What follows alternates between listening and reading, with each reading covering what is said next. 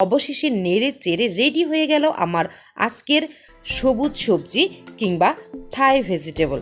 কালারটা দেখতে অনেক সুন্দর হয়েছে। আশা করি শীতের সবজি নিয়ে আপনাদের আর টেনশন করতে হবে না। এই সময়ে ফ্রাইড রাইসের সঙ্গে এই ধরনের থাই ভেজিটেবলগুলি খেতে অনেক অনেক বেশি মজা লাগবে। আশা করি আমার আজকের রেসিপিটি আপনাদের অনেক অনেক ভালো লেগেছে। অবশ্যই নিজে আপনারা ঘরে এই সবজিটি রান্না করে আপনাদের প্রিয়জনদেরকে খাওয়ানোর চেষ্টা করবেন।